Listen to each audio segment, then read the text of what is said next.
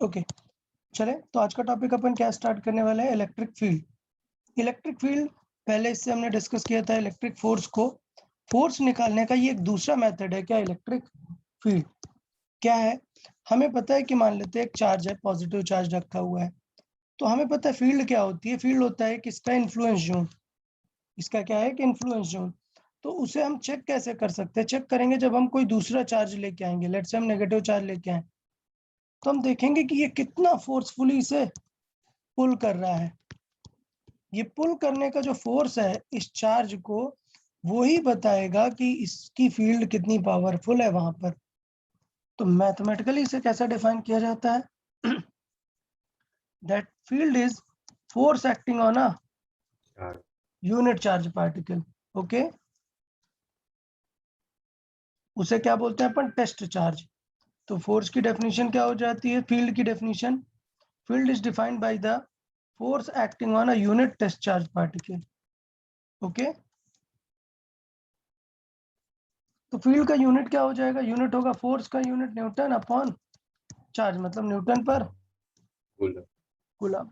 But मैंने बताया कि यार फील्ड को फाइंड करना बात की बात है। हम क्या करेंगे? हम फील्ड को लर्न करेंगे। हम क्या करेंगे? फील्ड को लर्न करेंगे, और उससे फिर क्या क्वेश्चन पूछे जाते हैं फोर्स सॉल्व करने की। तो फोर्स क्या हो जाएगा? Q into E। अब यार फोर्स का मैग्नीट्यूड होगा क्या? Q into E। लेकिन अगर डायरेक्शन चाहिए तो फिर क्या रखना पड़ेगा? वेक्टर। और तब Q को क्या रखेंगे? विद साइन और विदाउट साइन? विद साइन रखेंगे। ठीक है, तो समझना, अगर एक फील्ड इस तरफ है और यहाँ पर मैंने पॉजिटिव चार्ज लगाया, तो बता फोर्स किस तरफ लगेगा? F is equal to Q, क्या है? पॉजिटिव। तो डायरेक्शन क्या आएगी वेक्टर की? E की तरफ ही आ जाएगी ना। तो किस तरफ फोर्स फील होगा? इस तरफ। और अगर मैंने नेगेटिव रखा होता है यहाँ पर चार्ज, तो यहाँ पर क्या था? माइनस E, मतलब फोर्स किस तरफ लगता? Opposite to E। ये बहुत ही अच्छा थ्योरेटिकल डिडक्शन है ये। क्या कि अगर इलेक्ट्रिक फील्ड में एक पॉजिटिव चार्ज लगा है तो उसे फोर्स किस तरफ मिलता है? फील्ड के डायरेक्शन में। In the direction of field. और अगर नेगेटिव चार्ज रखा है किसी फील्ड में तो उसे फोर्स कहाँ मिलता है? अपोजिट डायरेक्शन में। क्लियर ना? और फील्ड की डायरेक्शन कैसे पता चलती है? यहाँ पर एक चार्ज रखा है प्लस Q, तो मुझे पता है कि प्लस की जो फील्ड होती है वो कैसे डिफाइन की जाती है? अवे। तो हमें इसका मतलब देखना पड़ेगा कि किस चार्ज की फील्ड किस तरीके से डिफाइन की जाती है। तो बहुत ही सिंपल डेफिनेशन है। क्या कि इलेक्ट्रिक फील्ड को रिप्रेजेंट करने के लिए हम क्या यूज करते हैं? लाइंस। क्या यूज करते हैं? लाइंस। बिकॉज फील्ड क्या है? इनविजिबल है ना। इलेक्ट्रिक फील्ड दिखेगी क्या? नहीं यार, इलेक्ट्रिक फील्ड दिखेगी क्या हमें कभी? नहीं। तो उसको रिप्रेजेंट करने के लिए हम फिजिकली क्या यूज करते हैं? लाइंस। और उन लाइंस को क्या बोलते हैं? Field lines. क्या बोलते हैं? Field lines. सो पॉजिटिव के लिए फील्ड लाइंस किधर होती हैं? Away from the positive charge. Field lines मतलब away from the positive charge. और नेगेटिव चार्ज के लिए क्या होती है field lines? Towards the charge. ये दोनों पॉइंट समझ में आए कि डायरेक्शन कैसे लिखी?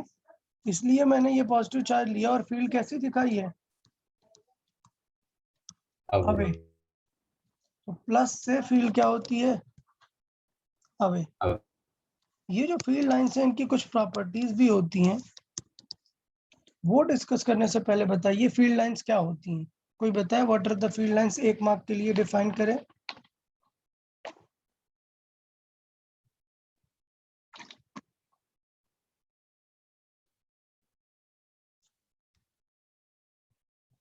अरे भाई कोई भी? Kartik? The line which represent electric field. Yes, the geometrical lines which represent electric field are called field lines। ठीक है ना? तो पहली तो बेसिक डेफिनेशन है क्या?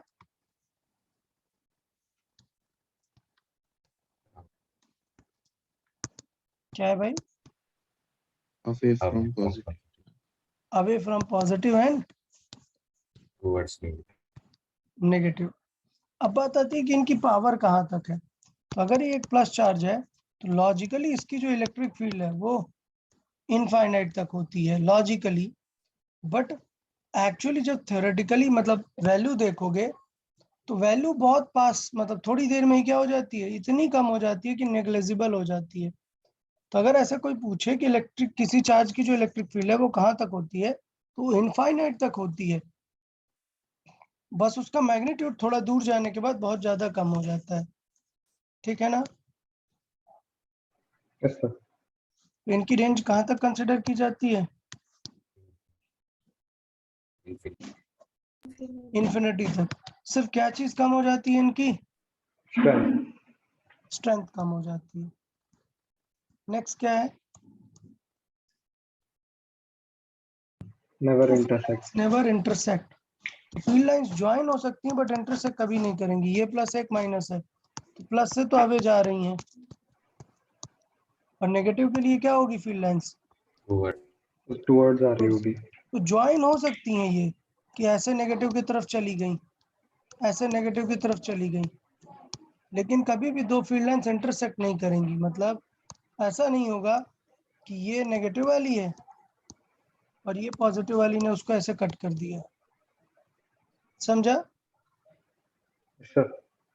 हाँ, इवन अगर दोनों पॉजिटिव भी रख दो, ध्यान देना यार, ये अच्छी एग्जांपल है, दोनों पॉजिटिव भी रख दो तो इसकी अवे है, इसकी भी अवे है, तो बेसिकली एक दूसरे को रिपेल करने लगते हैं ये, तो दोनों की फील्ड लाइंस भी क्या होने लग जाती हैं? रिपेल होने लग जाती हैं। समझा ना? Yes sir. इंटरसेक्ट कभी नहीं करेंगी, ऐसे बनाएंगी, इसकी फील्ड लाइंस भी रिपेल होंगी, दूसरे वाले चार्ज की भी रिपेल होंगी, कभी भी कट नहीं करेंगी। समझ आया कि नहीं? हाँ सर। नेक्स्ट वाला रीड करें यार, बहुत अच्छी प्रॉपर्टीज है, इन पे बहुत सारे थ्योरेटिकल क्वेश्चन बनते हैं, प्रॉपर्टी सारी याद रखना है। बताएं।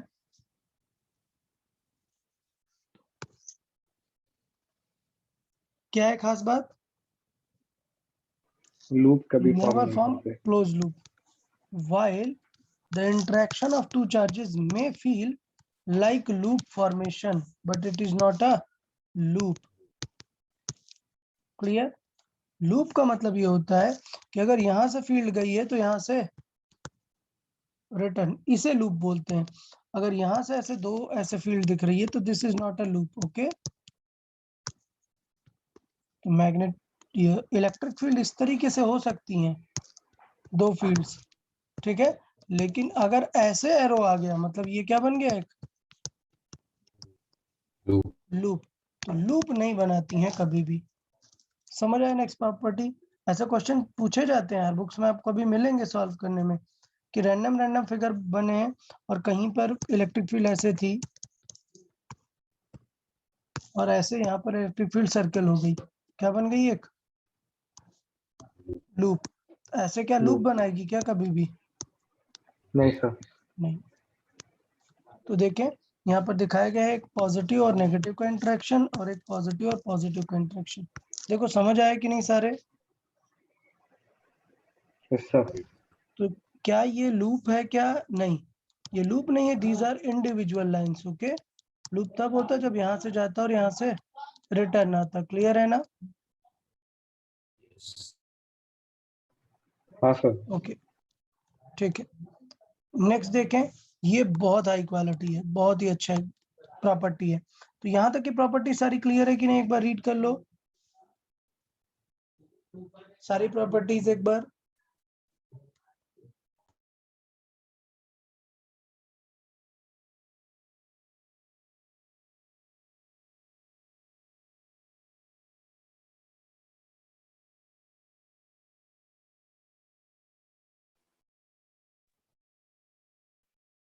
ओके, देखिए नेक्स्ट प्रॉपर्टी समझते हैं। ये प्रॉपर्टी क्या बताती है कि अगर कोई कंडक्टर है, मतलब ये एक पॉजिटिव चार्ज है, इसकी फील्ड इस तरीके से होगी, समझा? यहाँ पर अगर हमने क्या रख दिया, कोई मेटल कंडक्टर, क्या मेटल कंडक्टर, तो बहुत ही बढ़िया प्रॉपर्टी है कि मेटल के अंदर इलेक्ट्रिक फील्ड नहीं जाती है। क्या रहती है उसके अंदर इलेक्ट्रिक फील्ड? जीरो। जीरो रहती है। तो फिर होगा क्या यार, ऐसे गड़बड़ क्या हो गया? तो होता ये है कि इलेक्ट्रिक फील्ड इसको अंदर नहीं जाएगी, ऐसे बाहर डायरेक्टली निकल जाएगी। तो इस टाइप का कुछ पैटर्न देखने को मिलेगा।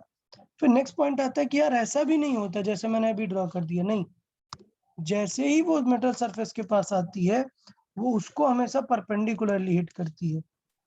तो इवन जा सीधी रही है बट डिफॉर्म हो जाएगी, बट कुछ भी करो मेटल सरफेस पे हमेशा कैसे आएगी, परपेंडिकुलर। और निकलेगी भी क्या, परपेंडिकुलर। परपेंडिकुलर। ठीक है ना? तो ये बहुत ही अच्छी प्रॉपर्टी है कि मेटल केज के अंदर या मेटल सॉलिड के अंदर इलेक्ट्रिक फील्ड नहीं आ पाती है, नहीं रहेगी। तो इस चीज को प्रूव किया था निकोला टेस्ला ने, आप जानते ही होंगे, बहुत ही फेमस साइंटिस्ट है।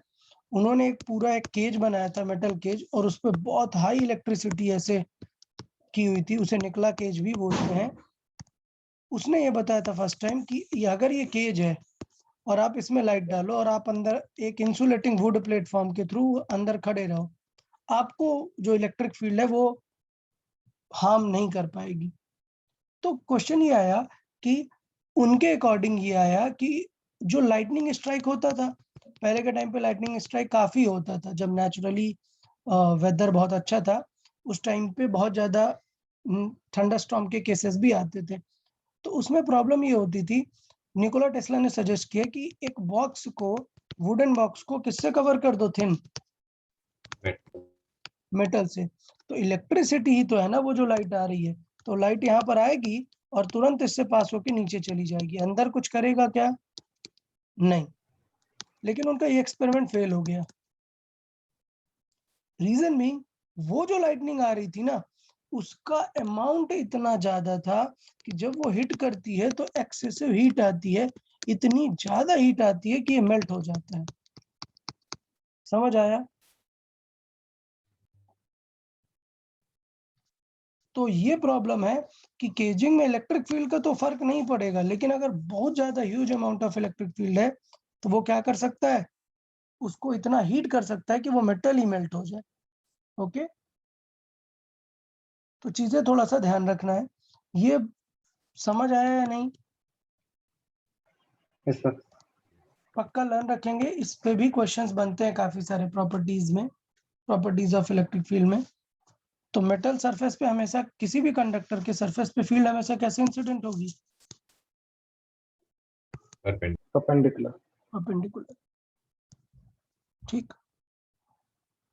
एक और चीज काफी अच्छी चीज है, ये ध्यान दें कि नंबर ऑफ फील्ड लाइंस जो होती हैं वो रिलेटेड होती हैं किससे, अमाउंट ऑफ चार्ज से। नंबर ऑफ लाइंस रिलेटेड होती हैं किससे,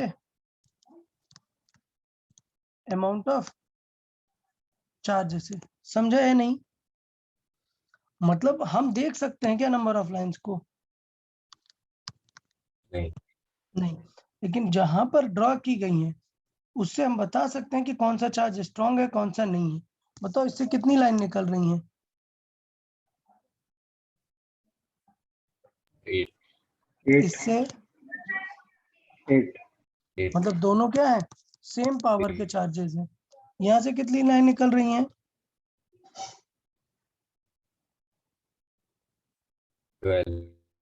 12। यहाँ से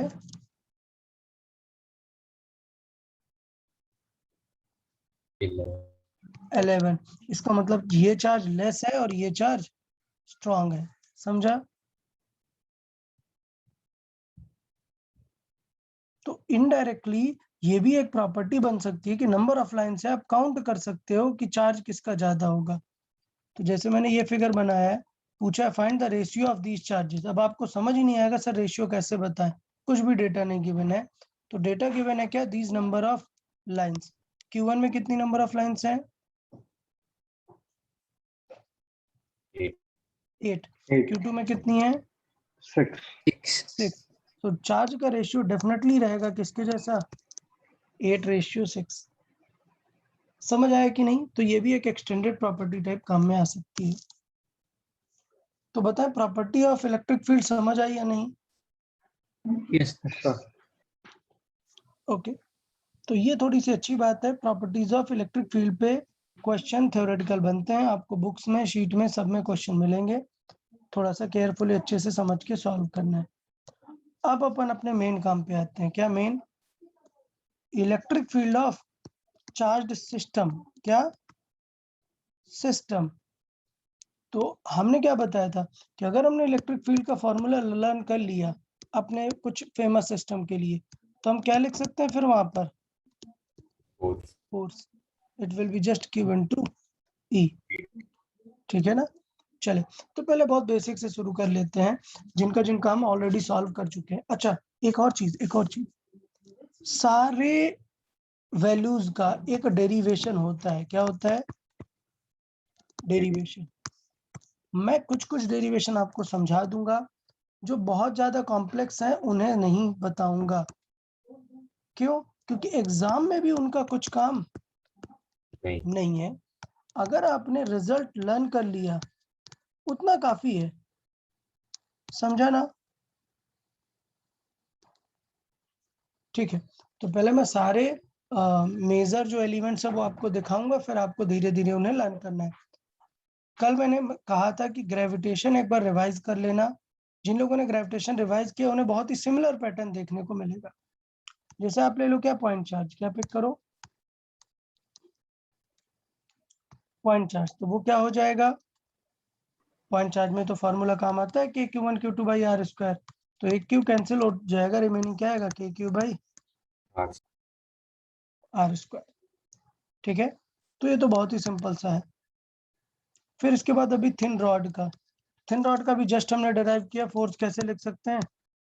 के Q1 Q2 by two A plus L.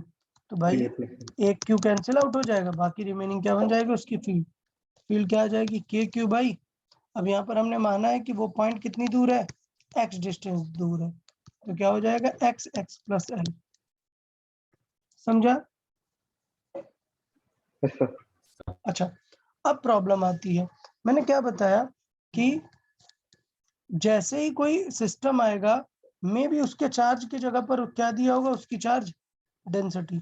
जैसे यहाँ पर रॉड है, तो रॉड के लिए क्या दिया होता है यूजुअली? Lambda lambda. Q1 12। तो यहाँ पर Q की जगह क्या लिख सकता है? लैम्डा लैम्डा इन 12। क्लियर हुआ या नहीं? यस सर तो फॉर्मूला क्या बन जाएगा? के lambda L by x x plus L. के क्या है यहाँ पर? 1/4 एप्सिलॉन नॉट 1/4 एप्सिलॉन नॉट, जिसकी वैल्यू कितनी होती है? 9 9 10 पर 10 9 × 10⁻⁹ ठीक है, ठीक है। तो आज अपन काफी सारा इंपॉर्टेंट सेक्शन कर लेंगे। आज मैं शीट पोस्ट करूंगा इवनिंग तक, तो आप लोग शीट के क्वेश्चन सॉल्विंग स्टार्ट कर देंगे। ठीक है ना? और शीट होने के बाद डीसी पांडे जरूर सॉल्व करना है। मैं फिर से बोल रहा हूँ, शीट सॉल्व करने के बाद डीसी पांडे बुक जरूर सॉल्व करें, क्योंकि 12th की चीजें आप जितना ज्यादा प्रैक्टिस करोगे उतना ही ज्यादा आपको लर्न होगी। ओके, यस सर चलो। तो पहला हुआ अपना पॉइंट चार्ज, दूसरा हुआ रॉड, तीसरा क्या है? Circular arc. सर्कुलर आर्क मतलब बहुत इंपॉर्टेंट है यार ये क्या है कि एक सर्किल के सेंटर पे फील्ड पूछता है, सर्किल की जगह आपको क्या दिए? एक आर्क आर्क। तो लेट से ये आर्क कितना है? 90 डिग्री का है। इस तरीके से आपको डिफरेंट डिफरेंट आर्क देगा किसी थीटा एंगल का। समझा या नहीं?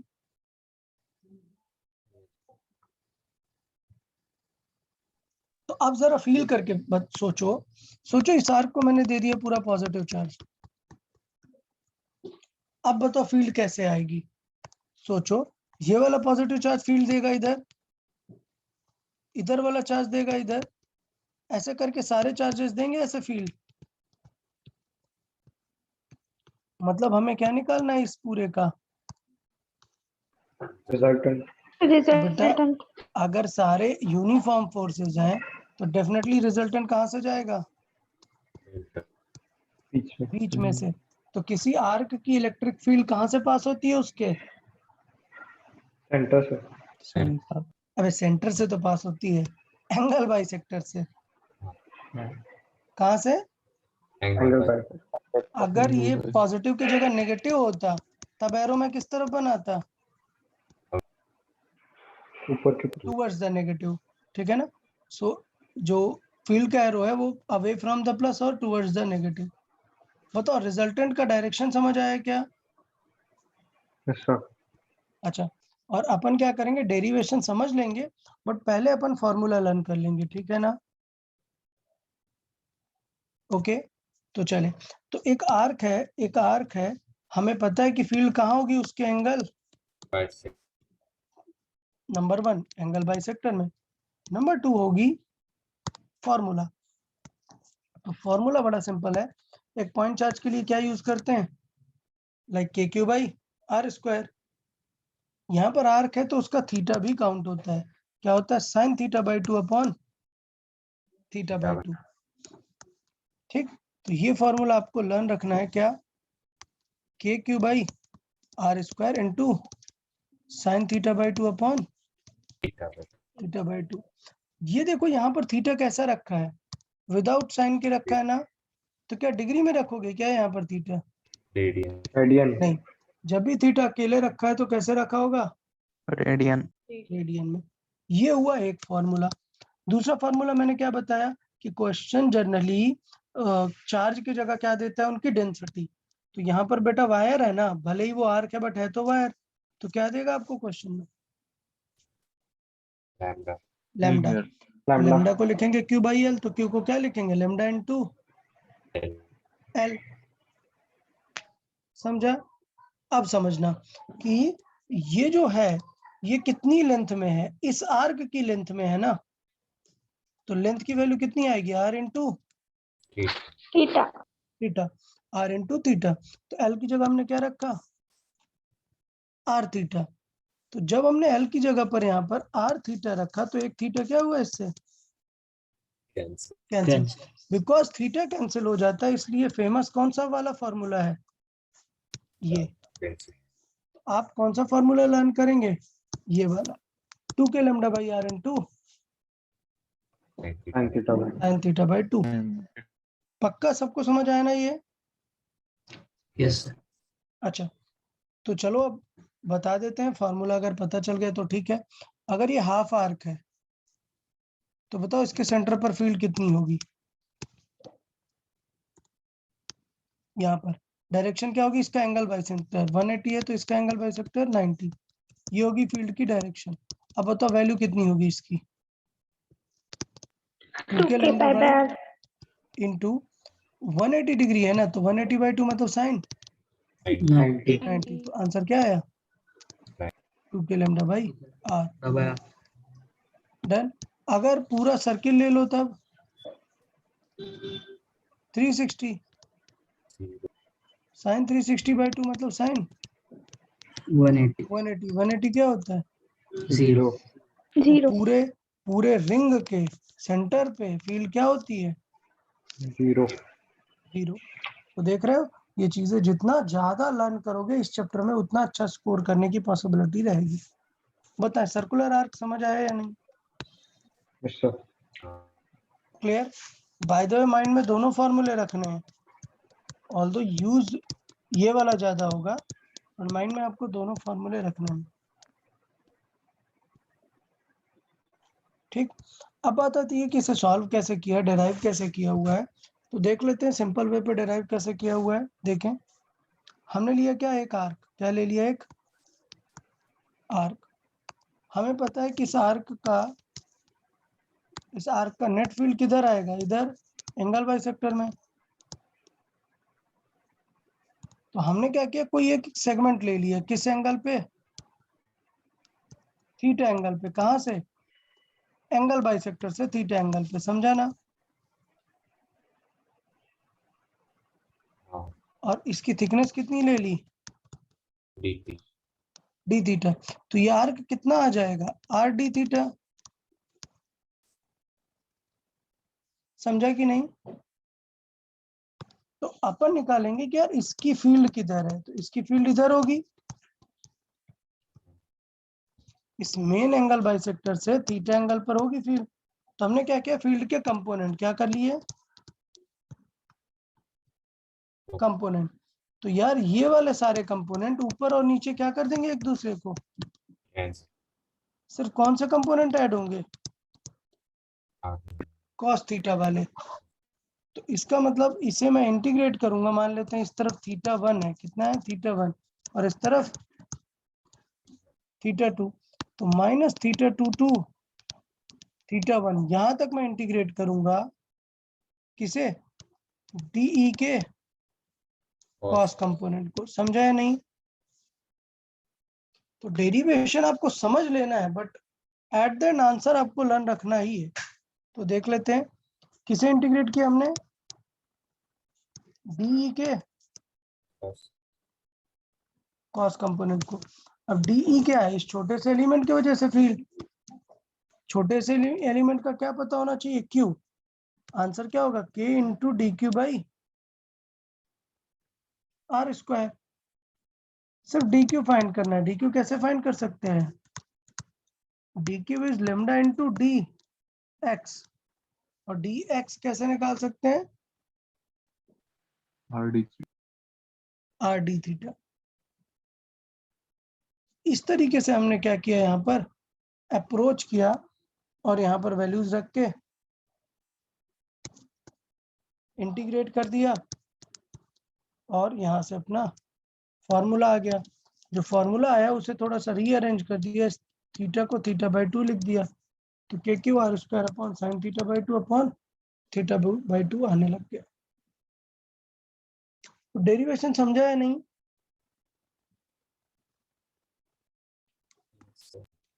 बट मैं फिर से बोल रहा हूँ, डेरिवेशन उतना रिक्वायर्ड नहीं है। ओके,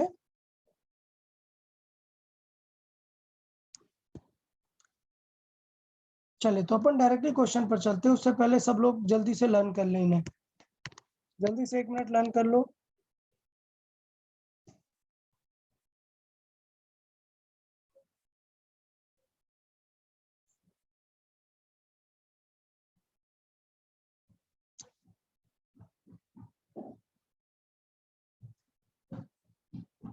यार बता, लर्न हुए?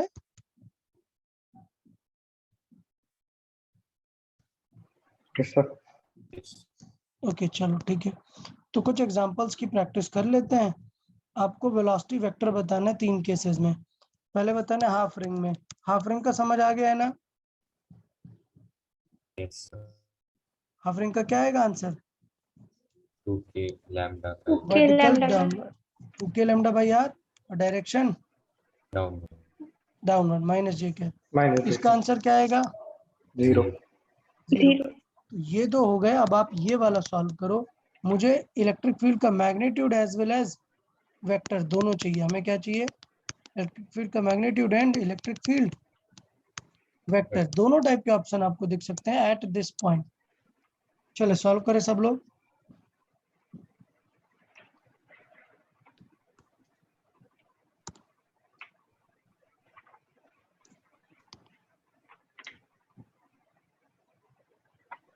ये एक सर्कुलर आर्क है जो कि 120 डिग्री बना रहा है, और वेलोसिटी वेक्टर निकाला है।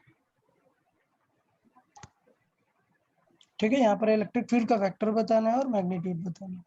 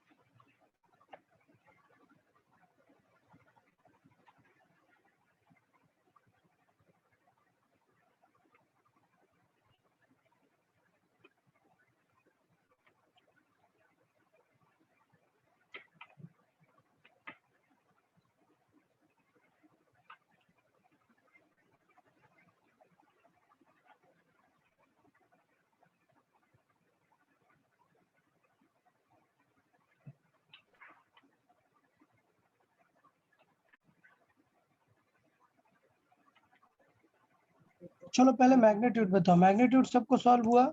मैग्नीट्यूड क्या आने वाला है? √3k lambda by r. 3k lambda by r. पक्का सबको समझाना, E इज इक्वल टू क्या होगा? 2k lambda by R into sine theta by 2, तो 120 बाई 2 मतलब साइन 60. 60। ये हुआ अपना इलेक्ट्रिक फील्ड का आंसर। अब मैं जल्दी से देखूंगा कि ये वेक्टर कहाँ पर ड्रॉ होगा। तो वेक्टर कहाँ पर बनता है हमेशा? कहाँ पर? Angle bisector. Angle bisector. Angle bisector पर। तो ये हुआ इलेक्ट्रिक फील्ड वेक्टर, मतलब यहाँ से 60 डिग्री, तो यहाँ से भी 60 डिग्री। अब आपको बस वेक्टर कंपोनेंट लिख देने थे। समझ आया या नहीं? Yes, sir. तो क्या आ जाएगा? cos 60 माइनस आई कैप। cos 60 कितना होता है? 1/2। 2 तो आंसर क्या आ जाता है? k lambda minus by, half I. Yes, k lambda by r, और √3 रहेगा ही, अपॉन 2 एक्स्ट्रा आ जाएगा। ये होगा माइनस आई कैप में। सिमिलरली जे कैप में साइन सॉल्व कर देंगे। समझ आया ना यार सबको? तो ये हो गया अपना वेक्टर और मैग्नीट्यूड हो गया ये। Okay Yes, sir. Done. Same question solve करें अभी। सेम क्वेश्चन सॉल्व करना है आपको। अगर हाफ पॉजिटिव और हाफ क्या है चार्ज? नेगेटिव। चलें सब लोग ट्राई करें। हाफ पॉजिटिव है और हाफ नेगेटिव है, जबकि लेमडा का जो वैल्यू है वो दोनों के लिए पूरा सेम है, लेमडा सेम है, सिर्फ क्या डिफरेंस है? साइन का डिफरेंस है। ओके ट्राई करें, मैग्नीट्यूड बताएं और डायरेक्शन वेक्टर बताएं।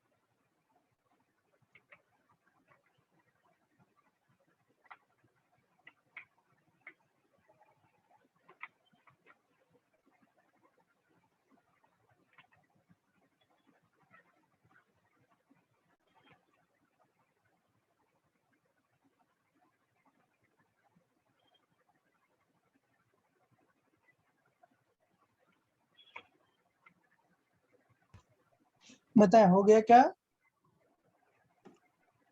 क्या इसका आंसर एक बार में आएगा क्या? नहीं sir. क्या मैं डायरेक्ट फॉर्मूला लिख सकता हूँ इसमें? No, sir. क्योंकि दो साइन अलग हैं, इसकी वजह से रिजल्ट ही अलग आने वाला है, तो मुझे 2 बार सॉल्व करना पड़ेगा। अच्छी बात है कि दोनों के एंगल बाइसेक्टर को लेके सॉल्व करना पड़ेगा। तो ये 60 वाले का एंगल बाइसेक्टर ये होगा 30, इसकी डायरेक्शन क्या होगी? ये 30, समझा ना? और ये होगा नेक्स्ट 60, तो इसका रिजल्टेंट कहाँ आएगा? Back. Towards it. वाई?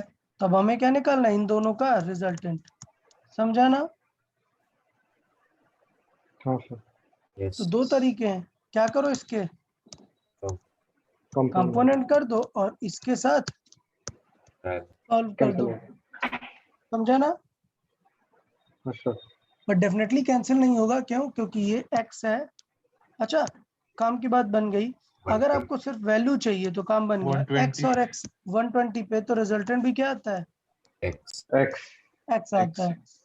तो टेंशन नहीं है, आंसर क्या आ जाएगा? किसी एक को निकाल लो। 60 डिग्री के लिए निकाल लो, 60 डिग्री के लिए मतलब साइन 30, तो आंसर क्या आ जाएगा? k lambda by r। ये हुआ फाइनल रिजल्ट x। और अगर आपको कंपोनेंट चाहिए तो इसी के कंपोनेंट करा लो। बीच में से जा रहा है, मतलब ये एंगल कितना है? 60. नहीं 60, मतलब ये 30 है, ठीक है ना? नहीं sir, वो 60. एक सेकेंड, x 60 बनाएगा ना, मतलब यहाँ से 60 बनाएगा ना, तो यहाँ से कितना है फिर? वो 30. 30 होगा ना? Yes sir. Yes. इसके अकॉर्डिंग रिजल्ट निकाल सकते हैं। तो ये काफी अच्छा क्वेश्चन बन जाता है अगर दोनों को हम हाफ हाफ कर देते हैं, तो प्रॉपरली हमें फिर वेक्टर बना के चेक करना पड़ेगा। समझ आया कि नहीं? Yes, sir. Yes, sir. इस तरीके से हमारा आर्क का पार्ट कंप्लीट होता है। आर्क क्लियर है? आर्क का हाफ और फुल पूरा ये वाला लर्न है। हाफ में क्या आंसर आएगा? Downward. फुल। इसका 0 आएगा और हाफ में 2k lambda bar. हाँ डाउनवर्ड आएगा। डिपेंडिंग अपॉन अगर प्लस है तो डाउनवर्ड, माइनस है तो अपवर्ड। और वैल्यू कितनी आती है? 2k lambda. 2k lambda bar. 2k lambda भैया, ठीक है। नेक्स्ट, ये जो आर्क है ये मतलब 2D टाइप की चीज हो गई। उसके बाद नेक्स्ट चीज क्या आता है? रिंग। तो जो आर्क को हम फुल करके उसके सेंटर पर निकालते हैं वो हो गया क्या? रिंग का सेंटर। लेकिन अभी हम कहाँ चेक करना चाहते हैं? रिंग के X. बाहर. एक्सिस पे। एक्सिस पे सिर्फ। बाहर तो बहुत कुछ हो सकती है, हम सिर्फ इसके X. एक्सिस पे Axis देखना पे. चाहते हैं। और अगर एक्सिस में एक्स जो डिस्टेंस है उसकी वैल्यू हमने 0 रख दी, मतलब क्या गया? रिंग का सेंटर। और रिंग के सेंटर पे कितनी होती है? 0. 0। ठीक है, चले तो देख लेते हैं यार फॉर्मूला रिंग का कैसे करेंगे। ये रिंग है, अच्छे से समझना यार। ये उसकी क्या हो गई? एक्सिस। हमें कहाँ पर फाइंड करना है? लेट्स से यहाँ पर। तो आप क्या करोगे? रिंग के सारे मटेरियल की वजह से यहाँ पर फील्ड निकालोगे। मान लेते हैं पॉजिटिव चार्ज है तो फील्ड क्या आएगी? यहाँ पर। मान लेते हैं इधर पे देखें तो इसके वजह से फील्ड कहाँ आएगी? यहाँ पर। लाइकवाइज ये सारे पॉइंट्स होंगे ना, तो इसका मतलब क्या बनाएंगे वो? एक टाइप का यहाँ पर And then कोन टाइप बनाएंगे ना पूरा फील्ड का। तो उस पूरी कोन के वर्टिकल कंपोनेंट भी होंगे और horizontal. हॉरिजॉन्टल। वर्टिकल कंपोनेंट क्या करेंगे वो पूरे कोन के? Cancel. Cancel out. Cancel. तो सिर्फ फील्ड किसकी आएगी? Horizontal. हॉरिजॉन्टल। तो इससे रिजल्ट आया क्या? रिजल्ट आया बड़ा सिंपल सा कि रिंग की एक्सिस पर फीस क्या हो? फील्ड ये फील्ड की डायरेक्शन क्या होती है? इधर अवे फ्रॉम द रिंग और towards the centre of ring. समझा ना? Yes. अब फॉर्मूला देख लेते हैं। तो हमें पता है कि मान लेते हैं अगर ये एंगल क्या है? थीटा। तो फील्ड के कॉस थीटा ने उसे बनाया, टोटल दिया। तो टोटल फील्ड क्या है? डी स्मॉल एलिमेंट के कॉस कंपोनेंट के वजह से, ठीक है ना? और स्मॉल एलिमेंट के वजह से ये वाले पॉइंट पर कितनी फील्ड है? तो मान लेते हैं स्मॉल एलिमेंट की फील्ड कितनी है? D Q charge. और ये डिस्टेंस कितनी है? ये रेडियस आर है, ये डिस्टेंस एक्स। तो ये कितनी हो गई? समझा या नहीं? हाँ सर. अच्छा माय मिस्टेक, इसका स्क्वायर रूट होगी ना ये तो पाइथागोरस से। हाँ. ओके, अब देखो उसे यहाँ पर यूज किया है k Q by distance root of r square plus square into cos theta. Cos theta खुद क्या होता है? Base over Hypotenuse. हाइपोटेनस। तो बेस हुआ एक्स और हाइपोटेनस फिर से एक और ऐड हो गया रूट ऑफ। तो क्या कंक्लूजन आता है? एक्स ऊपर और upon r square plus x square to the power. 3/2. तो अगर आप इसका फंक्शन ड्रॉ करोगे मैथ में, याद है ग्रेविटेशन में बताया था यही आंसर आता है। Yes, sir. तो अगर मैं इसे डिफरेंशिएट करके चेक करूं तो आता है कि at x is equal to r by 2 पर फील्ड की वैल्यू क्या आएगी? Max. मैक्स। और सेंटर पर क्या आएगी? 0. 0। तो फील्ड का अगर ग्राफ बनाए तो ऐसा आता है, सेंटर पर 0, आर बाई 2 पर मैक्स और फिर इनफाइनाइट पे जाके 0। समझा? सेम चीज इस तरफ भी देखने को मिलेगा। क्लियर है या नहीं बताएं? yes, yes sir. हाँ, तो ये हो गया इसके फील्ड का डायरेक्शन। तो मुझे लगता है आपको ये समझ में आ गया k q x upon r square plus x square किसके लिए, रिंग के एक्सेस के लिए, ठीक है ना? ओके, नेक्स्ट क्या है अपना, डिस्क। डिस्क। डिस्क का भी लर्न रखना है यार। क्या होता है डिस्क का, अगर थोड़ा याद हो, 2k³ by are square into 1 minus cos cos theta, जहाँ पे कॉस थीटा क्या है, x upon root r square plus x square. Okay, yes, disc के लिए भी ये लर्न रखना है। डन। अब मैंने बताया कि डिस्क के केस में क्या पूछता है, लेमडा की जगह sigma सिग्मा। सिग्मा क्या होता है, total charge over area. Total area. तो इसका मतलब क्या हुआ, चलो कर लेते हैं 2k और क्यू को क्या लिख दिया मैंने, सिग्मा इंटू एरिया, और ये 1 minus cos theta by are square है ही। तो सॉल्व किया और क्या आ गया, sigma upon 2 epsilon naught 2 epsilon naught into 1 minus cos theta. और ये बहुत ही हाईली इंपॉर्टेंट फॉर्मूला बन जाता है क्या, डिस्क से एक्स डिस्टेंस पर अगर फील्ड निकालनी है तो आपको एक्स लिखने की जरूरत नहीं है, आप क्या देखो, cos थीटा, ठीक है ना?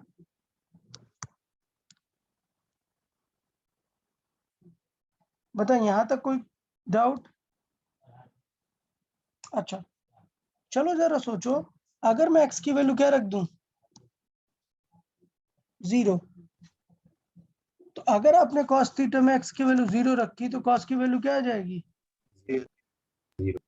0। तो आंसर कितना दिखने लगेगा, 2k³ by, r are square. या फिर इन अदर वर्ड्स बोले sigma upon 2 epsilon naught n। तो ये वैल्यूज हो जाएंगी किस पे, उसके सेंटर पे। एक कॉमन सेंस भी दे सकते हैं, सोचो एक पर्सन पास जा रहा है किसी ऑब्जेक्ट के, तो एंगल क्या होता जाएगा जैसे जैसे वो पास बढ़ेगा। जाएगा, बढ़ेगा। तो एकदम अगर सेंटर पे ही पहुंच गए तो बढ़ते बढ़ते मैक्सिमम कितना हो सकता है, 9 90। 90। इसलिए cos 90 0 और वही आंसर आएगा, समझे ना?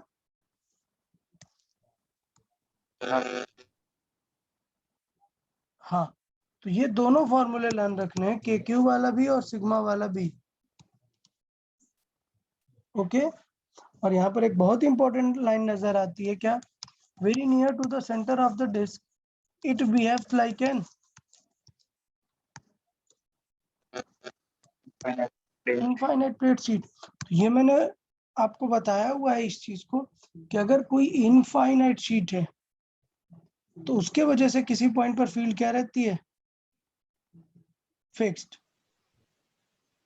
और उसका फॉर्मूला क्या होता है, सिग्मा अपॉन 2 एप्सिलॉन नॉट। तो इससे ये पता चलता है क्या कि डिस्क के सेंटर पर फील्ड क्या होती है, काफी ज्यादा होती है, ठीक है ना?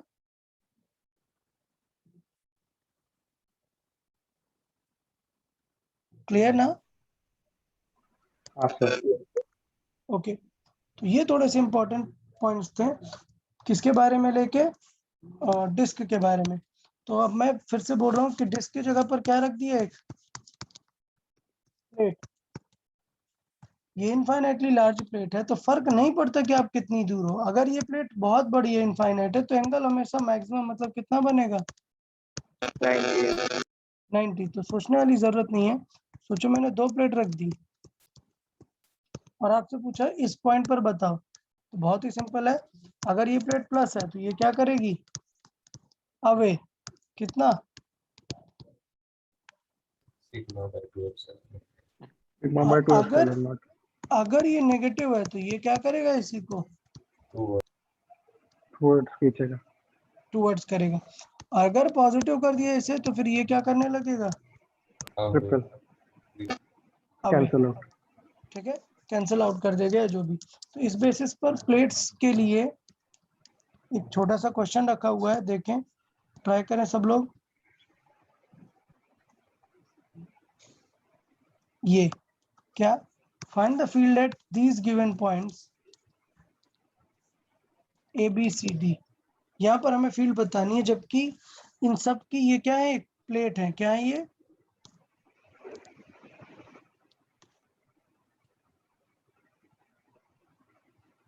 ये क्या चीज है यहाँ पर, ये 3 Plates है. प्लेट्स, और ये उनकी क्या दी हुई है,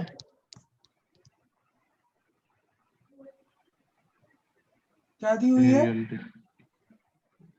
सरफेस चार्ज डेंसिटी, ठीक है ना, सरफेस डेंसिटी। अब क्या पता है, ए पर देखना है तो सबका इफेक्ट आएगा ना। ए पर प्लेट 1 कहाँ पर लगाएगी फोर्स, Upward. प्लस है ना, तो अवे। बी वाली कहाँ लगाएगी, Downward. away, क्योंकि वो नेगेटिव है। सी वाली प्लेट कहाँ लगाएगी, मतलब थर्ड वाली प्लेट ए पर, Upward. upward, clear. तो इसका मतलब 2 लोगों का इफेक्ट ऐड हो जाएगा। अब बात है इफेक्ट की, फॉर्मूला क्लियर है। शीट की वजह से फार्मूला क्या होता है फील्ड का, Sigma by 2 epsilon. 2/2. Sigma upon 2 epsilon. इस तरीके से देख लो किसका कितना सिग्मा दिया, उसके अकॉर्डिंग उसे रेफरेंस दे दो। तो लाइक -2 सिग्मा वाला ज्यादा है, उसे बोल दिया हमने क्या, ई। तो बाकी दोनों कम है, वो कितनी हो गई, E by 2. E/2। बाकी अपन सॉल्व कर देंगे। तो जल्दी से A B C D point पर क्या लिखो, फील्ड लिख के बताओ। ए पॉइंट पर मैंने लिख के यहाँ पर बता दिया है। देखो ए पॉइंट समझ में आया कि नहीं सबको, हाँ sir. Due to all 3 plates A पर लिखा है। तो अब बी सी डी पर लिखें, अपन एक 2 मिनट्स में चेक कर लेते हैं, ठीक है। पॉइंट बी पर, सी पर और डी पर लिखना है, ध्यान साइन का अच्छे से ध्यान देना है, okay.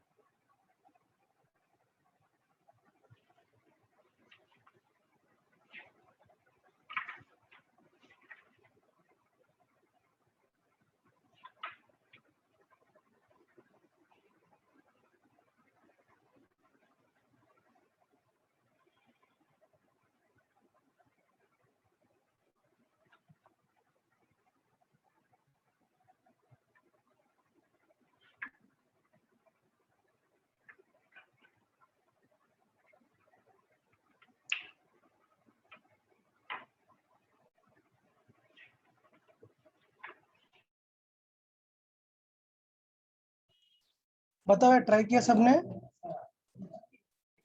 Yes sir.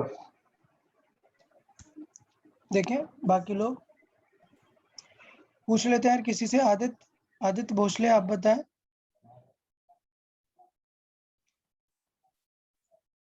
Aditya Bhosle answer करें, मतलब आंसर नहीं बताना, प्रोसीजर बताओ, बी पर फाइंड करना है, क्या स्टेप्स रहेंगे।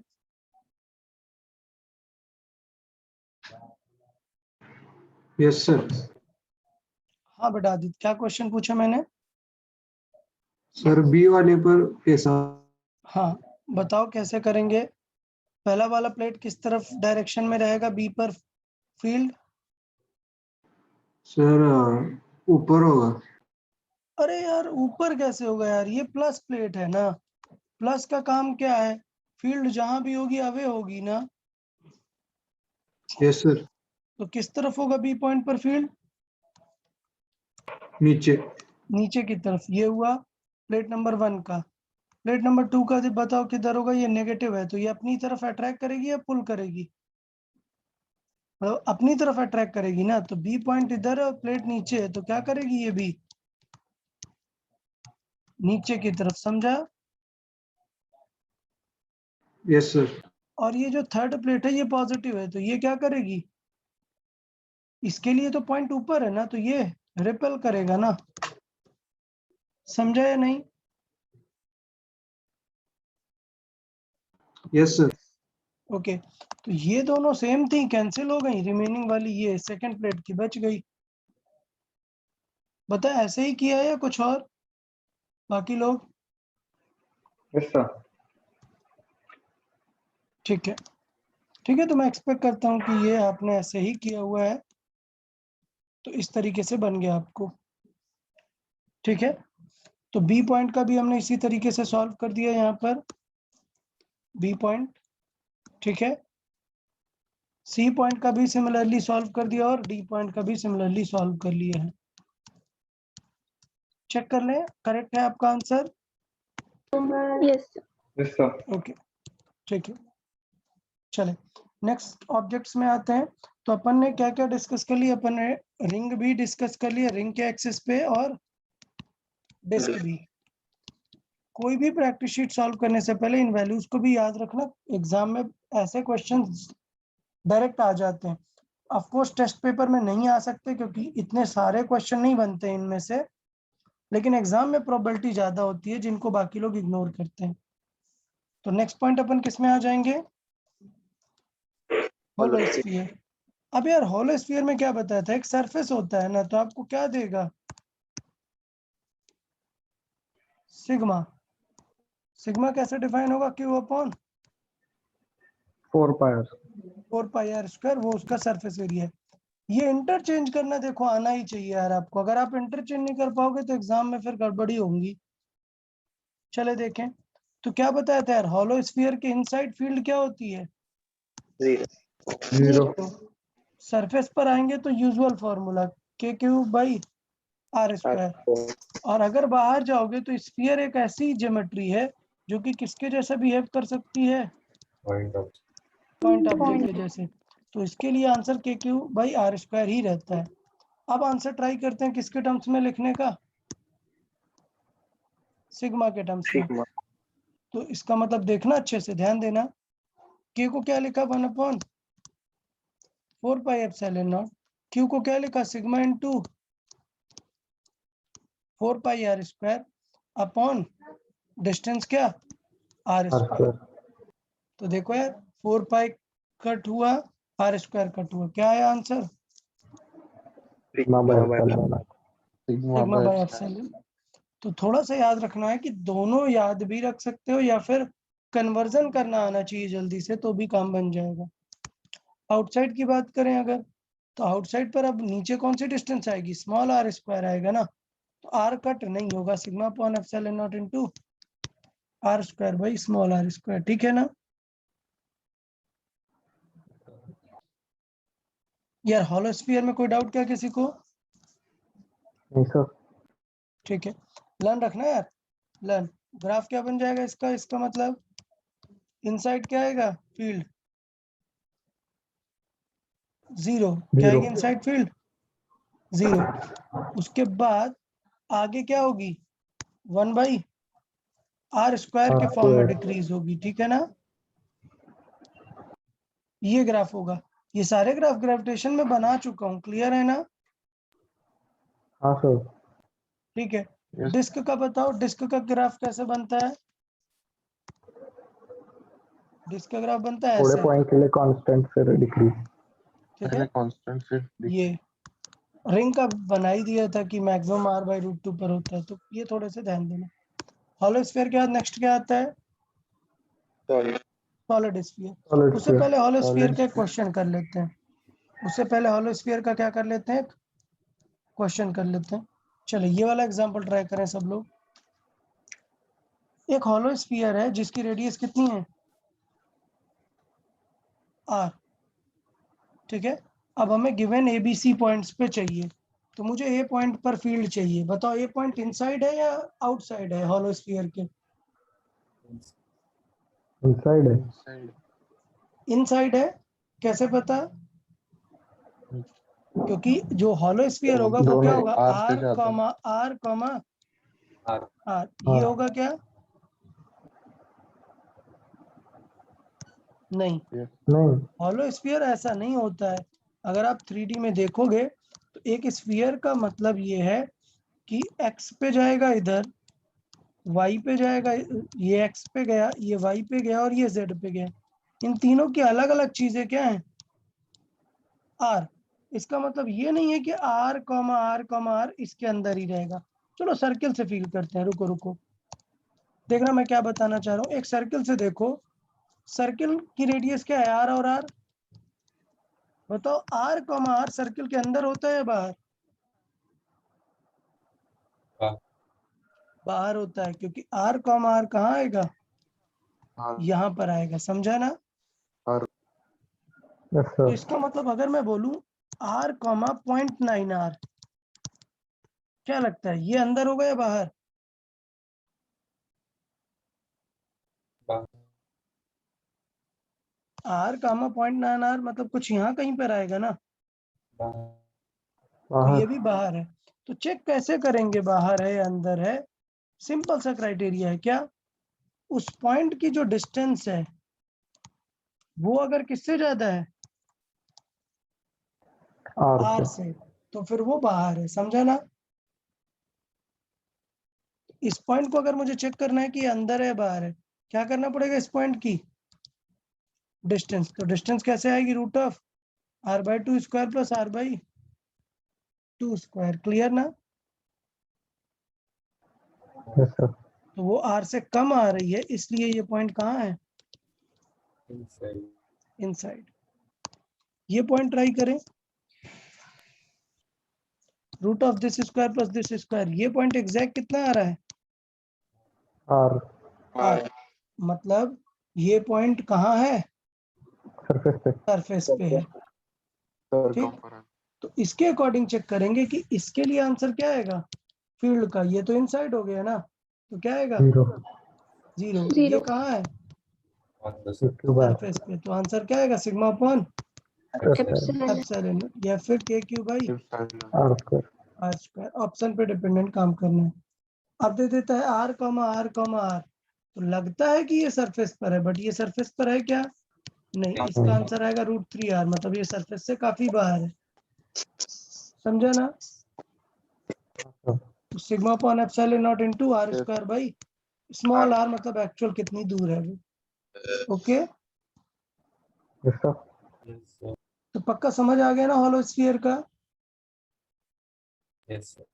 अच्छा, अब जो हमने वहां पर पढ़ा था क्या, रिमूवल वाला पार्ट, क्या? रेसिडुअल। हाँ, रेसिडुअल वाला, वो सब भी यहाँ पर काम पड़ा था। वहां पर हमने मिक्स्ड वाले क्वेश्चन किए थे कि सपोज एक स्फीयर और 2 स्फीयर मिल जाते हैं, तो फिर आंसर क्या देंगे उनका? नेट रिजल्टेंट, ठीक है ना? समझा? इसका मतलब देखो क्वेश्चन में क्या कह रहा है, देखें ये क्वेश्चन क्या कह रहा है। A charge q is kept inside 2 concentric cells। वो शेल क्या है? ये। Then find the electric field at the given points. समझा? मतलब ये एक शेल है, इसकी डिस्टेंस कितनी है? r। ये एक सेल है, इसकी डिस्टेंस कितनी है? 2r, ठीक है। और यहाँ पर ऑलरेडी एक चार्ज भी रखा हुआ है Q का, इसका है सिग्मा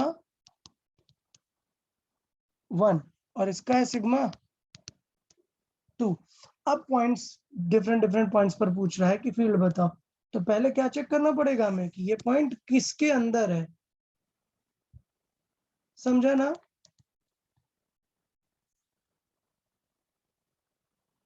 यार थॉट समझ आया कि नहीं, कि पहले आपको क्या चेक करना पड़ेगा कि वो पॉइंट्स कहाँ कहाँ पर है। तो लेट से क्वेश्चन दे दिया गया है, क्वेश्चन इस तरीके से फ्रेम किया गया है कि ये सारे पॉइंट्स आपको दे दिए हैं, ABCD क्या कर दिया है, दे दिया है। मान लेते ए पॉइंट कहाँ पर है, यहाँ पर, बी पॉइंट कहाँ पर है, यहाँ पर, सी पॉइंट कहाँ पर है, यहाँ पर। समझा कि नहीं। तो कहने का मेरा मतलब ये कि जब मैं इलेक्ट्रिक फील्ड एट ए निकालूंगा, बताओ क्या क्या लिखूंगा।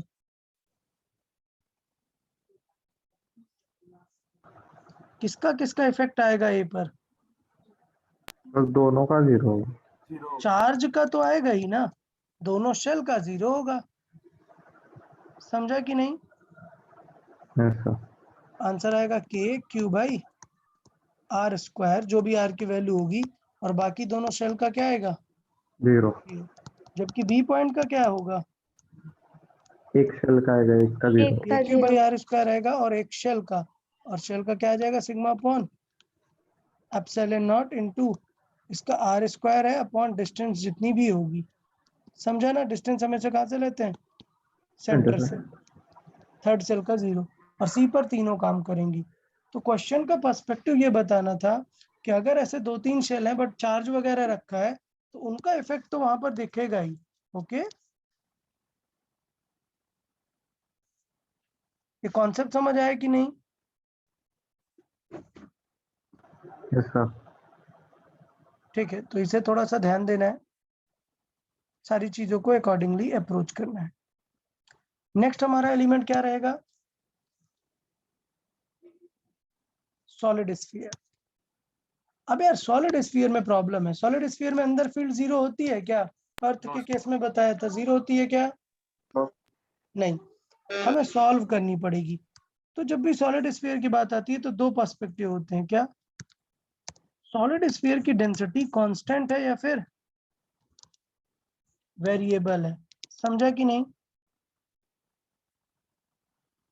अगर कांस्टेंट है तो हर जगह पर डेंसिटी क्या होगी आप निकाल सकते हो, चार्ज अपॉन वॉल्यूम। लेकिन अगर वेरिएबल है तो आपको देगी function of r, like let's say proportional to r है। समझा या नहीं। सॉलिड स्फीयर में कितने क्वेश्चन बनते हैं, दो टाइप, एक अगर इसकी डेंसिटी क्या है कांस्टेंट, और एक अगर डेंसिटी वेरिएबल। वेरिएबल। काम की बात वेरिएबल वाला नीट वाले में नहीं है, तो नीट के स्टूडेंट्स को टेंशन नहीं लेना, उनको सिर्फ कांस्टेंट वाला लर्न करने की जरूरत है, वेरिएबल नहीं देखना। क्योंकि वेरिएबल बहुत ही स्ट्रेट फॉरवर्ड है, अगर वेरिएबल है तो आपको क्या करना पड़ेगा, डिफरेंशिएट करनी पड़ेंगी चीजें। ठीक है, तो चले सॉल्व कर लेते हैं।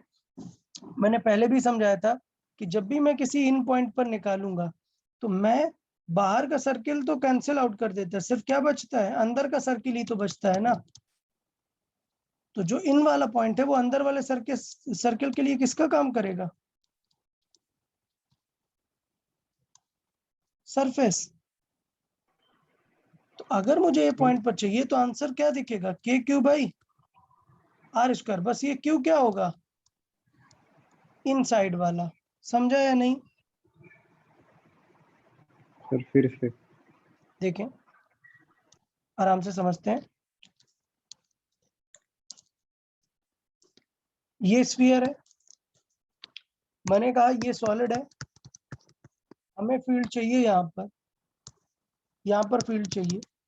तो तरीका ये है कि इसकी आउटर लेयर कैंसिल आउट कर देती है, सिर्फ जितनी इनर सर्किल बचता है उतना ही फील्ड यहाँ पर आ पाता है, बाकी आउटर क्या करता है, कैंसिल कर देता है। तो इसका मतलब ऐसा लगता है कि ये इनर सर्किल का क्या है, एक सरफेस का पॉइंट है ना। तो अगर आपको पता चल जाए कि इनर सर्किल में चार्ज कितना है, क्यू डैश, तो ई इनसाइड का आंसर डायरेक्टली आ गया ना, क्या, के q dash by are square. समझा या नहीं, बताओ। हाँ सर। सिर्फ क्या निकालना आना चाहिए हमें,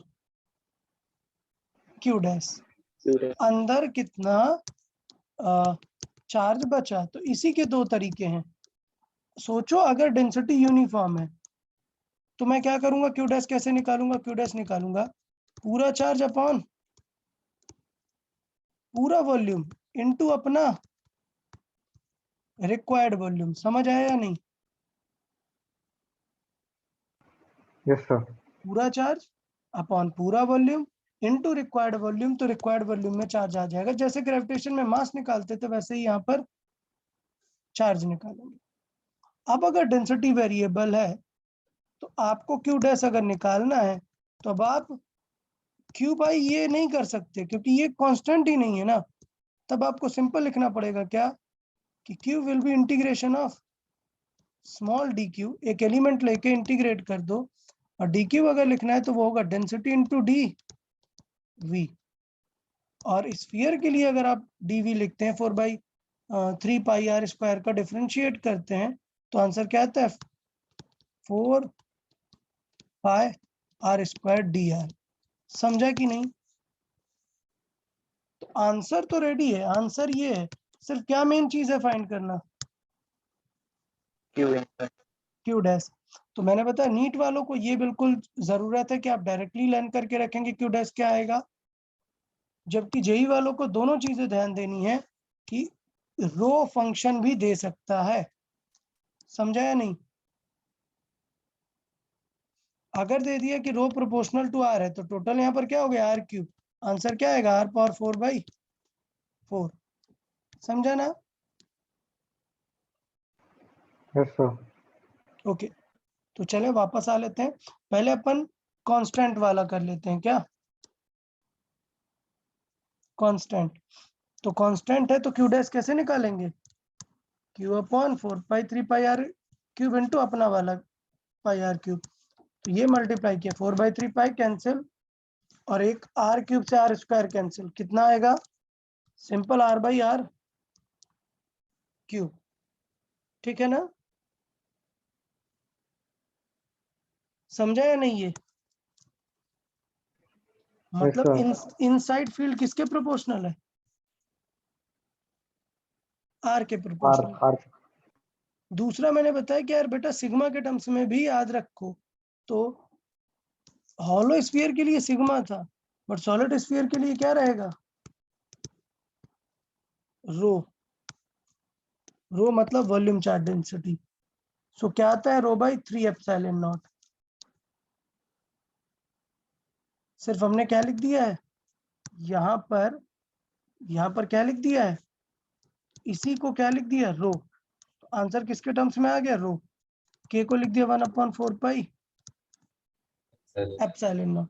तो 4 पाई हुआ कट अपॉन 3 एप्सिलॉन नॉट आ गया। तो अभी भी मेन तो दिखेगा ही, प्रोपोर्शनल टू आर। सरफेस पे पूछेगा तो डायरेक्ट आंसर है क्या, के Q by are square. Outside पूछेगा तो k Q by are square, r outside की डिस्टेंस। तो इसका ग्राफ क्या आ जाएगा फील्ड का, uniformly increasing then r square के फॉर्मेट से डिक्रीजिंग। Okay, yes sir.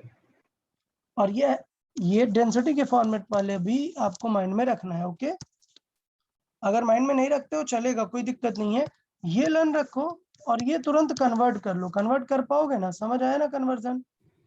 हाँ सर। ठीक है, तुरंत क्यू को क्या लिख देना है, सिग्मा रो इनटू वॉल्यूम, तुरंत कन्वर्ट हो गया क्यूब। Okay, yes sir. ठीक है। तो solid sphere with constant density, उसका ग्राफ, उसके पूरे फॉर्मूले, ये समझ आया ना यार सबको? Yes sir. अब एक बहुत बड़ी बात, बहुत ही बढ़िया बात,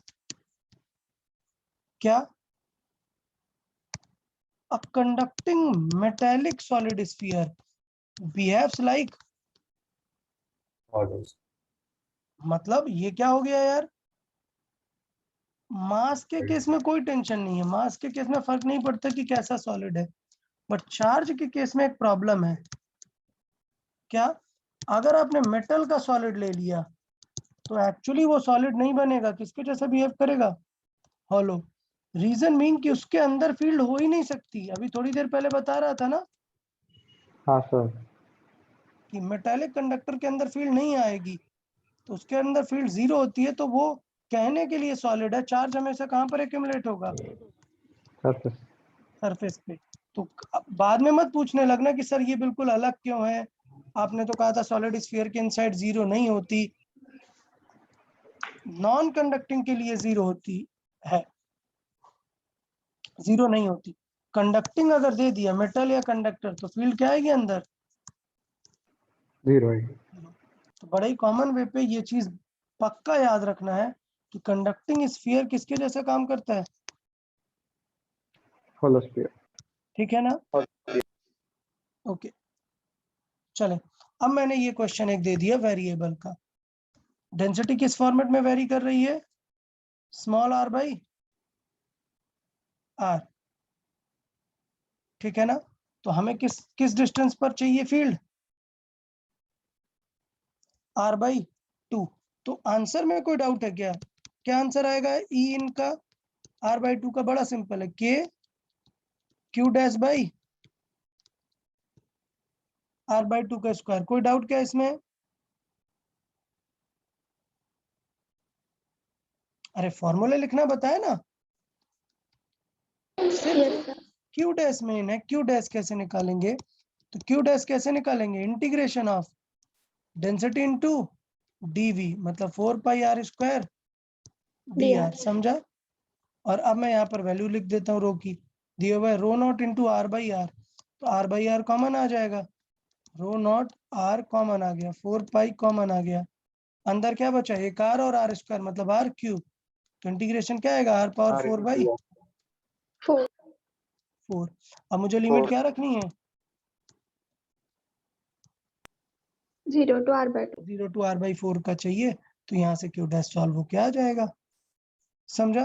रख के देख लेते हैं क्या आएगा। 4 पाई रो नॉट बाई आर, और 4 बाहर आ जाएगा ना, तो 4 कैंसिल। ठीक है, ये 4 है, ये 4 से 4 कैंसिल, आएगा आर बाई 2 का 4, r by 2 to the power 4 कितना आएगा? R power 4 upon 2 to the power 4 मतलब 16। ओके, एक आर कट, तो आंसर क्या आ गया चार्ज का? पाई rho naught R cube by 16। यहाँ पर 1 बाई आर स्क्वायर करेंगे तो क्या आएगा? आर पावर 4, 16 से 4 कैंसिल आएगा, क्या आएगा? 1 बाई 4 के pi rho naught R cube by are square. तो ये देखो बड़ा रैंडम सा दिख रहा है, डेफिनेटली रैंडम सा दिख रहा है। इसका मतलब हमें क्या चेंज करना भी बाकी है? के। डन। तो के को चेंज करेंगे, ये आएगा 1/16 पाई कट हो जाएगा rho naught R by epsilon naught. समझा? Yes sir. ओके, तो ये पार्ट था, ये हमारा था। नेक्स्ट ऑब्जेक्ट क्या था? Solid sphere. अगर कांस्टेंट है तो क्या करना है, और अगर वेरिएबल है तो क्या करना है? आई गेस सबको क्लियर समझ आ गया होगा। अगर यूनिफॉर्म होता तो मैं डायरेक्ट लिख सकता था क्या? K cube by r cube into proportional to r. Answer क्या आता? Rho r by 6 epsilon naught. ठीक है ना? लेकिन बिकॉज ये वेरिएबल है तो उसके वजह से अपन सॉल्व करेंगे और उसके अकॉर्डिंग आएगा। क्लियर? Yes sir. ओके, तो ये यहाँ तक सिनेरियो था जिसपे अपन ने नॉन यूनिफॉर्म सॉलिड स्फीयर तक कंप्लीट कर लिया है। ठीक है, सॉलिड स्फीयर के बाद एक लास्ट ऑब्जेक्ट हमारा बचा है, क्या? Straight wire. क्या? इससे पहले हमने जितने भी ऑब्जेक्ट देखे हैं वो सारे ऑब्जेक्ट हमने ग्रेविटेशन में देखे थे या नहीं हाँ सर। देखे थे। सिर्फ यहाँ पर एक एक्स्ट्रा क्या आ जाता है, स्ट्रेट वायर। तो स्ट्रेट वायर को बहुत डिटेल में हमें डिस्कस करना है, इसलिए इसको मैं आज नहीं स्टार्ट करता हूँ, इसको अपन कल स्टार्ट करेंगे। स्ट्रेट वायर को इवनिंग को मैं शीट डालता हूँ, आप शीट स्टार्ट कर सकते हैं, इवन आप डीसी पांडे बुक स्टार्ट कर सकते हैं। कल के लिए एटलीस्ट टारगेट करो कि 25 क्वेश्चन डीसी पांडे बुक के कर लो। किस सेक्शन के? Force and field, first Coulomb's law and field वाले। Okay yes sir. ठीक है, चले। सो नेक्स्ट अपन कल स्ट्रेट वायर को स्टार्ट करेंगे, और स्ट्रेट वायर को बिकॉज हमने ग्रेविटेशन में नहीं डिस्कस किया तो यहाँ काफी डिटेल में स्ट्रेट वायर को डिस्कस करेंगे। ओके, और उसके आगे कंटिन्यू। आज का लेक्चर बहुत ज्यादा लर्न करने वाला है। सिमिलर लेक्चर ग्रेविटेशन में ऑलरेडी मैं करा चुका हूँ, इसलिए मैं यहाँ पर ज्यादा थोड़ा स्पीड में कर रहा हूँ, लेकिन आपको लर्न करना है। अगर लर्न रहेगा तो एग्जाम में बेनिफिट रहेगा। सो लर्न करें और प्रैक्टिस शीट ये डीसी पांडे बुक स्टार्ट कर दें सॉल्विंग। Okay yes sir. चलो ठीक है फिर सब लोग, हाँ ध्यान दो, टेक केयर, हाँ बाय बाय एवरीवन।